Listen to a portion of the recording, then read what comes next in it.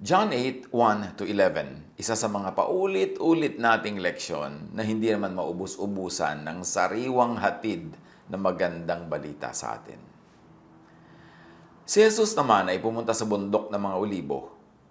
Kinabukasan, maaga pa'y nagbalik na siya sa templo. Lumapit sa kanya ang lahat ng mga tao. Umupo siya at nagsimulang magturo. Dumating noon ang mga tagapagturo ng kautusan at mga pariseo na may dalang isang babaeng nahuli sa pangangalo niya. Iniharap nila ito sa karamihan at sinabi kay Jesus, "Guro, ang babaeng ito'y nahuli sa aktong pangangalo niya. Ayon sa kautusan ni Moises, dapat batuhin hanggang sa mamatay ang mga katulad niya. Ano naman ang masasabi ninyo?" Itinanong nila ito upang subukin siya at nang may maiparatang sila laban sa kanya. Ngunit yumuko lamang si Jesus at sumulat sa lupa sa pamamagitan ng daliri. Patuloy sila sa pagtatanong kaya tumayo si Jesus at nagsalita. "Ang sino man sa inyo na walang kasalanan ang siyang maunang bumato sa kanya." At muli siyang yumuko at sumulat sa lupa. Nang marinig nila yon, sila'y isa-isang umalis, simula sa pinakamatanda. Iniwan nila ang babaeng nakatayo sa harap ni Jesus. Tumayo si Jesus at tinanong ang babae, "Nasaan sila? Wala bang humahatol sa iyo?" "Wala po, Ginoo," sagot ng babae. Sinabi ni Jesus, "Hindi rin kita hahatulan. Umuwi ka na. At mula ngayon ay huwag ka nang gumawa ng kasalanan." Ang pamagat ng ating pag-aaral, stone or punish sinners. Isa-isahin natin. Balikan, himayin, pulutan ng aral. John 8, 1-2. At dawn he appeared again in the temple courts, where all the people gathered around him, and he sat down to teach them. So it was a teaching moment. The teachers of the law and the Pharisees brought in a woman caught in adultery. Another teacher, another teaching. They made her stand before the group and said to Jesus, "Teacher, this woman was caught in the act of adultery. In the law, Moses commanded us to stone such women. Now what do you say?" They were using this question as a trap in order to have a basis for accusing him. So it was a trap. The law versus Jesus or Jesusness. Pharisees versus Jesusness. But Jesus bent down and started to write on the ground with his finger. We should note that the law was written in stone. Now Jesus writes on dust. Did Jesus stoop to the law? When they kept on questioning him, he straightened up and said to them, "Let any one of you who is without sin be the first to throw a stone at her." So Jesus straightened up to correct the people. Now Jesus qualified who could stone sinners, who could implement the law of Moses, the sinless. No one else but the sinless. Jesus disqualified, therefore, all sinners from stoning fellow sinners, from implementing unloving and cruel regulations of the law. Jesus corrected the reading and application of Scripture. Jesus, in his way and truth, fulfilled Scripture. Jesus destroyed the law that condemns and kills by disqualifying its implementors. Hindi na niya kailangan gibain yung law. Ipinaliwanag lang niya kung sino ang qualified mag-implement. Yung walang kasalanan, therefore, nawalan na rin ng bisa yung law. Kasi wala namang taong walang kasalanan. Therefore, walang pwede mag-implement. It's as good as there is no law at all. John 8:8, again he stooped down and wrote on the ground. At this, those who heard him began to go away, one at a time.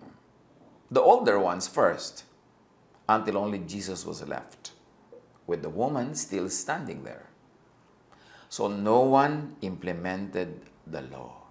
Kung gaano kasidhi sila na eager na mag-implement ng law, mang bato, pumatay, biglang nawalan sila ng lakas ng loob, at mga nakayuko silang nag-uwian. Walang pwede maglakas ng loob na bumato kasi obviously may kasalanan din naman sila. Pwede yung kasalanan na ibang instance, ibang uri, ibang kulay, ibang korte, pero just the same, kasalanan pa rin. Everyone broke the law that they were eager to implement. So how could they go on pursuing the implementation when they will now become the casualty if they implemented that law? Who, especially among those who call themselves Jesus followers, would dare to implement the law now, today, in our time? Who among the so-called Jesus followers would stone sinners and therefore act sinless? Kasi lahat naman may kasalanan kung susukatin sa law. John 8:10-11, Jesus straightened up and asked her, "Woman, where are they? Has no one condemned you?" "No one, sir," she said. "Then neither do I condemn you," Jesus declared. "Go now and live your life of sin." So Jesus taught the people that they were not qualified to implement the law. Jesus himself did not implement the law, though he was sinless. At sabi niya sa Matthew 5:17, "Do not think that I have come to abolish the law or the prophets. I have not come to abolish them, but to fulfill them." At ito ang pinanghahawakan ng mga taong gustong-gustong i-implement yung lahat ng law. Kasi sabi daw ni Jesus, hindi ko naman ina-abolish ang law, dumating ako para yan ay ipatupad at tupnin. Huwag ninyong akalaing naparito ako upang ipawalang bisa ang kautusan at ang mga propeta. Naparito ako hindi upang ipawalang bisa ang mga yon, kundi upang tuparin. But we must define how Jesus fulfilled the law. And this is not by literal implementation. Ang pagpapatupad ni Jesus sa law ay hindi ayon sa paraan ng pagpapatupad ng mga Pharisees. Hindi literal at hindi ganap, hindi complete. How did Jesus fulfill the law? By redefinition, reinterpretation, revision, even by outright cancellation, and by clarification of God's real law, which is love. So linawin natin yan. Ang pag-implement ni Jesus ng law, ang pag-fulfill ni Jesus ng law is not in the same way that the Pharisees did and would have done. May iba siyang paraan ng pag-fulfill. He redefined, reinterpreted, revised, canceled even, and clarified the so-called law. Kaya, hindi pwedeng gawin natin ngayon na sabi kasi ni Jesus, i-implement yung law, ini-implement din niya, i-implement natin the way the Pharisees implemented them. Tapos sasabihin ng iba, paano yung 2 Timothy 3:16? All scripture is God-breathed and is useful for teaching, rebuking, correcting, and training in righteousness. Nang iniibig sabihin nila, inaakala nilang ibig sabihin nito lahat ng salita, tuldok at lahat-lahat sa kasulatan dapat i-implement literally, completely, even out of context. Pero sinuri na natin sa isang mahabang pag-aaral itong verse na ito at ating napatunayan at ating nakita na ang ibig sabihin nito ay ito. All scripture that is God-breathed is useful for teaching, rebuking, correcting, and training in righteousness. In other words, ang lahat ng kasulatan na kinasihan ng Diyos ay kapakipakinabang. Ito ay kung babasahin yung original language in which this verse was written. Na pag binasa yung Greek, yung verses 16 to 17 ng 2 Timothy 3 ay dapat magkasama, hindi lang isang independent na idea yung verse 16, na hindi sinasabing ang lahat ng nakasulat ay God-breathed. Ang sinasabi ay, ang lahat ng nakasulat, kung God-breathed, ay dapat pairalin. Pero hindi yan ang lesson natin ngayon. Balikan ninyo, makikita naman natin sa iba't ibang references, lalo sa YouTube, yung message ng all scripture is God-breathed para balikan niyang argumento na yan. Leviticus 20:10, if a man commits adultery with another man's wife, with the wife of his neighbor, both the adulterer and the adulteress are to be put to death. Now, kung ito ay kinasihan ng Diyos, Kung ito ay God-breathed, bakit hindi ipinatupad ni Jesus? At kung talagang taos-pusong naniniwala ang mga Hudyo na ito ay salita ng Diyos, ang inuutos ang pagbabatong ito, yung talagang utos yung lalaki at babae, kailangan batuhin hanggang mamatay. Bakit ngayon yung babae na lang ang babatuhin nila? Di hindi rin buo at ganap ang pagganap nila ng kautosan, ang pag-implement nila, kulang din, 50% lang. So, sino sila para sabihin ini-implement nila ang kautosan? Alin? Sino ang tunay na mas essentially latest updated na from God? Leviticus 20:10 or Jesus? Ang Leviticus ba ay dapat salain kay Jesus at yung papasalang kay Jesus ang dapat at patuloy na pairalin? O si Jesus ba ang sasalain sa Leviticus? Na yung mga katuruan ni Jesus na hindi papasa sa Leviticus ang siya nating dapat hindi sundin? Hindi ba si Jesus ang Son of God? Hindi ba si Jesus ang name above every name?